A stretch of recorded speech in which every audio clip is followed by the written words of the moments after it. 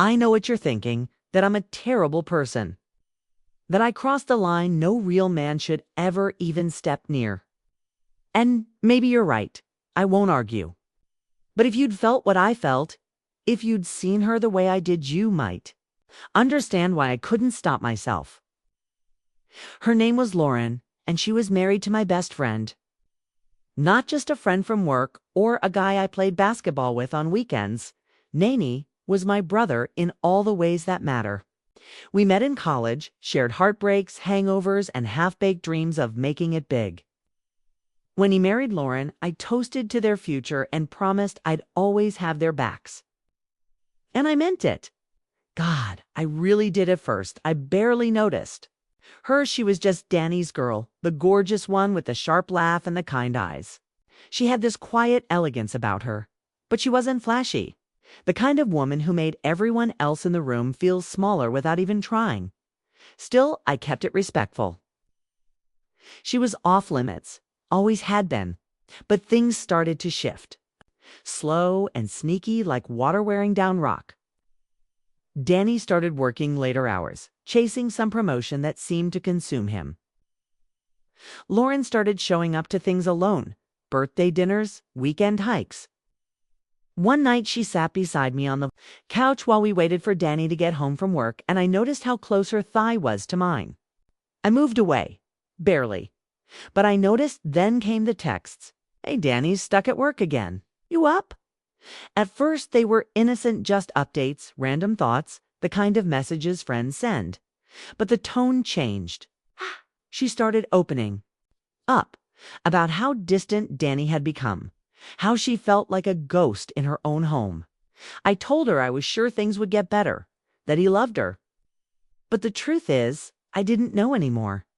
I'd seen the way he checked out his phone, always lighting up with work stuff. Barely making eye contact with her, even when she looked stunning. One night, after a few glasses of wine, she told me, "Sometimes I wonder if he even sees me anymore." I should have told her not to say that to me of all people. But instead, I asked, "Do you want to be seen?" That question hung between us like smoke. She didn't answer, not with words, just looked at me, long and soft, like she was seeing me for the first time too. And I swear I felt something crack wide open. The real turning point came late one Friday. Danny had called to say he was stuck at the office again. Lauren texted asking if I wanted to hang out. I said yes before I could stop myself. We ended up on my couch laughing at some dumb movie, sharing popcorn like we always had. But this time her leg brushed mine and didn't move. She leaned her head on my shoulder, and I didn't shrug her off. I felt the warmth of her body, the rise and fall of her breath. Then she looked up at me. Her lips were so close. I could smell the wine on her breath. "I shouldn't be here," she whispered. "I know." We stayed like that, frozen in a moment that felt dangerous and holy all at once. Then she kissed me. Soft, scared, like a question she wasn't sure she wanted answered. And I kissed her back. I wish I could say I fought it, that I thought of Danny, of loyalty, of the 1,000 reasons why we should stop. But all I could feel was hurt the way her fingers gripped my shirt, the way her breath hitched when I pulled her closer. When it ended, we just sat there staring at each other. She looked guilty, terrified. So did I. But beneath all that, something else had awakened. Something hungry. Something we couldn't bury anymore. "I'm sorry," she said, standing too fast. "I shouldn't have. It wasn't just you," I admitted. She looked at me like she might cry or kiss me again. But instead, she left. And I sat there, heart pounding, knowing that we had just torn a hole in everything I thought was solid. I didn't sleep that night. I kept replaying it, every second of it, her voice, her touch. Her eyes searching mine like she was drowning, and I was the only thing keeping her afloat. I wanted to believe it was just a mistake, that we'd wake up and pretend it never happened. But deep down, I already knew. The line had been crossed, and once you cross it, you can never really go back. Not when your heart's already halfway gone. Asterisk, I told myself it was a one-time thing. the kiss was just a moment of weakness between two lonely people. I swore I wouldn't let it happen again. But promises you make to yourself don't mean much when your heart is already in freefall. Lauren didn't text me for a few days after that night. And I didn't reach out either, hoping the silence would somehow erase what we did. If anything, it made me crave her more. Her absence felt louder than her presence ever had. Then, one night, just after midnight, she messaged me. "Can we talk?" My chest tightened, and even though every part of me screamed that I should say no, my fingers typed, "Come over." 10 minutes later, she was at my door, soaked from the rain, her hair sticking to her cheeks, eyes wide and scared. Aside, and she walked in without a word. We didn't talk. We just looked at each other like we were both drowning. I closed the door behind her, and by the time I turned around, she was in my arms. The kiss was desperate, like we were trying to drink each other in before the guilt caught up. And then we were in my bed. It wasn't rushed. It wasn't wild. It was something else entirely. Every touch felt like a question. Every moan an answer. When it was over, she lay curled up against me and whispered, "I don't know who I am anymore." I wanted to tell her she was still good, still worth loving. But I didn't trust my voice. I just held her tighter and prayed we weren't making a mistake we couldn't undo. After that night, the affair started for real. That's what it was, no matter how we tried to dress it up. A full-on affair. She would come to me when Danny was stuck at work or out of town. Sometimes we just talked. Sometimes she cried. Other times we fell into each other like we were the only ones left in the world. It wasn't just the physical part, it was how we listened to each other. She told me things I knew she'd never said to Danny, about how small she felt in their marriage, how invisible. I told her things I'd never told anyone, about how I always felt second best, how I hated the way life had turned out. We weren't just breaking vows, we were filling voids. But the guilt, it never left. It hung around our necks like chains. One night, after we'd made love, she sat up in bed and said, "Do you think we're bad people?"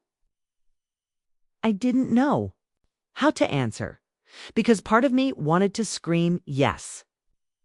But another part, the bigger part, believed what we had was real.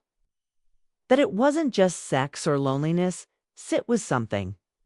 I told her I think we're two broken people who found each other at the wrong time. She nodded like that hurt and healed her all at once. Danny, meanwhile, was still my best friend, or so he thought. He had no idea I was sleeping with his wife. No idea that every time he talked about her, I had to swallow back guilt like poison. I remember one night clearly. We were drinking beers in his backyard, and he looked at me and said, "I don't know what I'd do without you, man. I trust you more than anyone." I wanted to die right there. Instead, I nodded and drank the rest of my beer in one long, burning gulp. A few weeks later, Lauren asked the question I'd been dreading. We were in her car, parked in an empty grocery store lot, rain pounding on the windshield. She turned to me, voice soft but steady, and said, "What if I left him?" My breath caught. I knew it was coming, but hearing it out loud changed everything. "Do you mean, like, for me?" I asked. She nodded. "I can't keep living like this, hiding, lying. I want something real with you." I didn't know what to say. Of course, I dreamed of that, of us being together in the open, of not having to sneak around like thieves in the night. Reality doesn't play nice with fantasy. Danny would be destroyed. Everything would explode. Still, I didn't say no. I told her I needed time to think, but we didn't get time. Just a few days after that conversation, she showed up at my apartment, pale and shaking. I thought maybe she'd told him. Maybe everything had come crashing down, but it was something else, something worse. She sat on my couch, held my hands, and said, "I think I'm pregnant." The room spun. I couldn't breathe. My ears rang. "Are you sure?" I asked, though I already knew she was. She nodded, tears welling up. I haven't told Danny. I didn't know who else to come to. I looked at her, my heart hammering. Do you think it's mine? I asked. Her answer came slow, heavy. I don't know. And there it was, the weight of every choice we'd made, crashing down on both of us. We'd lit a match, and now we were watching the fire rage out of control. I wanted to hold her. I wanted to scream. I wanted to run.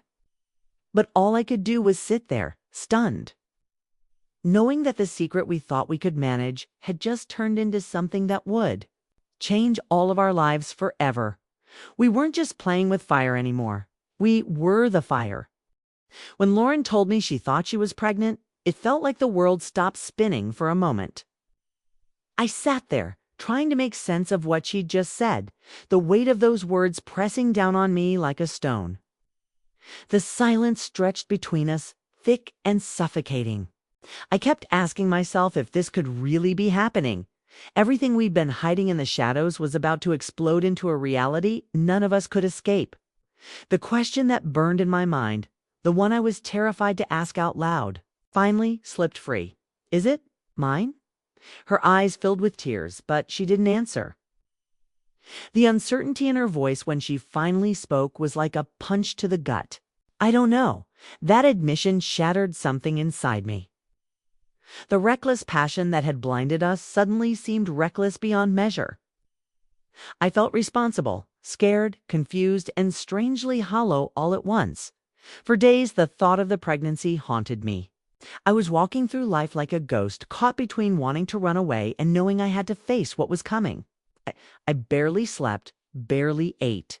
Lauren and I didn't talk much, but the tension between us was electric in said words, stolen glances, and the growing fear of what this meant for our futures. We were caught in a storm we hadn't prepared for. Finally, I knew I had to tell Danny. It was the hardest thing I've ever done. Sitting across from him at the bar where we'd spent so many nights laughing and dreaming about the future, I felt sick.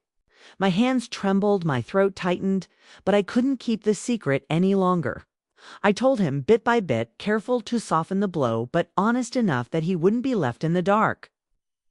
When I said Lauren was pregnant and that I might be the father, the silence that followed was worse than any anger or betrayal. Then came the worst moment, Danny's fist connecting with my jaw. It wasn't just a physical hit, was everything I'd done coming back to punish me. I didn't fight back. I deserved it. I sat there, blood running, pride shattered, and listened as he told me to get out of his life. The friendship we'd built since college was gone in that instant. I packed my things and left, heartbreaking in a way I didn't think was possible. But the pain wasn't just mine. That night, Lauren came to me, tears streaming, her voice raw and desperate. You told him? She whispered. I nodded.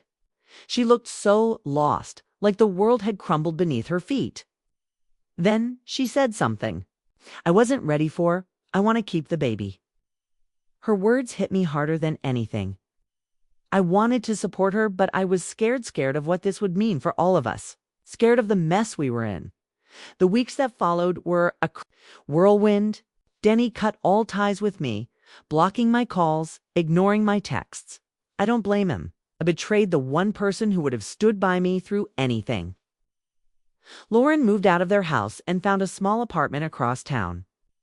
We tried to keep things together, but everything felt fragile, like we were walking on thin ice. Despite all the chaos, I went with her to every doctor appointment, holding her hand through the ultrasound, hearing the baby's heartbeat for the first time. That moment, the tiny flicker on the screen, was the most real thing in the world. I cried not just because I was scared or confused, but because I realized this little life was already a part of me. Months passed, and the tension between Lauren and me grew heavier. We were two people trying to hold on to something good amidst a wreckage of lies and broken trust. Then, when the baby was born, a little girl with Lauren's eyes and a scream that filled the room, finally had to face the truth once and for all. The paternity test was as nerve-wracking as anything I'd ever experienced. and the results came back negative, I should have felt relief. But instead, I was overwhelmed with a strange mix of emotions: guilt, sadness, and a deep, aching love for the child who wasn't biologically mine but felt like my whole world. Lauren looked at me with tears in her eyes and said softly, "She's still ours, if you want her to be." In that moment, everything changed. I knew that family wasn't just about blood. It was about choice, about love, and about standing together when everything else falls apart. I thought about walking away, starting fresh somewhere, far from the mess we'd made. But every time I held that little girl, rocking her to sleep, I felt a peace I hadn't known I needed. I looked at Lauren and saw a woman who had chosen me, even when it had cost us everything. Danny was gone from our lives, and maybe he'd never forgive me. But I was learning that love, even when it's messy and complicated and full of mistakes, can still be real and worth fighting for. We lived quieter now, more secrets. No more lies, just the imperfect, beautiful life we'd chosen together. And every day, I reminded myself that sometimes the hardest paths lead to the truest kind of love. Asterisk after the birth of Lauren's daughter. Everything should have settled into some kind of fragile peace. I believed that love could heal the deepest wounds, that if we stayed honest and close, maybe we could rebuild something from the wreckage. But life had other plans, darker and more twisted than I could have ever imagined. For a while, Lauren and I were united by the baby and the quiet hope that maybe, just maybe, we could be a family. We kept Danny out of our lives, mostly, because the damage between us felt too raw to fix. I threw myself into being the father I never expected to be, learning every late-night cry, every sleepy smile, every tiny heartbeat that made the chaos seem worth it. Lauren was different, too stronger, maybe even braver, but still fragile underneath. I could see it in the way she'd catch herself sometimes, like she was trying not to fall apart. Then came the night that changed everything. It started like any other night. Lauren came over after putting the baby to sleep. We talked quietly, sipping wine, sharing stories, and stolen laughs. I felt close to her again, hopeful even.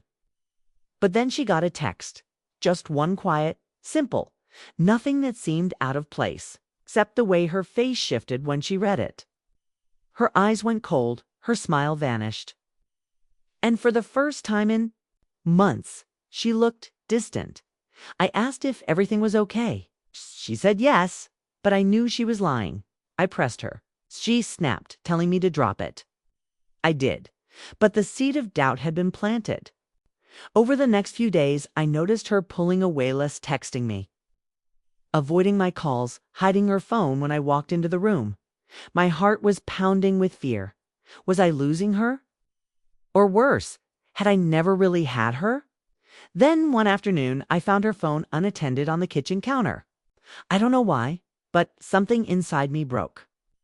I unlocked it. The messages were like a slap to the face. There were texts from Danny, urgent, desperate, angry. He's been reaching out to her for weeks, begging her to come back, telling her he missed her, that he still loved her. And then, the hardest blow, pictures of them together. Not the cold, distant couple I thought I'd left behind, but happy, smiling, close. The betrayal cut through me sharper than any punch. Lauren wasn't just talking to Danny, she was seeing him, behind my back. After everything, I confronted her that night. The fight was brutal, shouting, tears, broken promises. She admitted it. She said she'd been confused, that she loved both of us in different ways, that she didn't know what she wanted, that maybe she'd been trying to find herself again. In the arms of the man she'd married, I wanted to scream, to shut her out forever. But somewhere deep inside, I still loved her. And the little girl sleeping upstairs was a living reminder that this wasn't just about us anymore. I told her I needed space. I left the apartment and didn't come back for days. During that time, I thought about what we'd lost and what we'd fought so hard to hold on to. The trust between us was shattered. the lines we'd blurred now completely erased. Ah, I realized that love isn't enough when there's betrayal. You can try to rebuild, but some cracks go too deep. I wondered if Danny's presence had always been there, lurking under the surface, waiting for a chance to pull Lauren back. Maybe she'd never fully left him. Maybe the promises we made were just illusions. When I finally returned, Lauren was waiting, exhausted and broken. She said she wanted to try to fix things, but I wasn't sure I could forgive her. I wasn't sure I could forgive myself for ever thinking this would work. We both knew the road ahead was uncertain, and the baby deserved better than two parents who couldn't even trust each other. So we made a choice temporary space for healing, for clarity, for truth. But even that felt fragile, like a house built on sand. Months passed. The little girl grew innocent and unaware of the storm swirling around her. Lauren and I remained distant but civil, trying to be what she needed for the baby. Danny was nowhere in the picture publicly, but the damage was done. Our friendship was gone, our love bruised beyond recognition. I learned that sometimes the hardest thing to do is walk away from the person you once thought was your forever. I still think about what could have been, about the nights we laughed, the moments of tenderness, the feeling of being seen and wanted. But I also remember the lies, the stolen glances, the betrayal that broke us. And I know deep down that some mistakes change you forever. Lauren was my friend's wife, yes, but she was so much more than that. She was my love, my downfall, my greatest secret. And even now, years later, when I close my eyes, I still feel the echo of what we lost, the line we crossed, the price we paid, and the fragile, painful beauty of a love that shouldn't have been.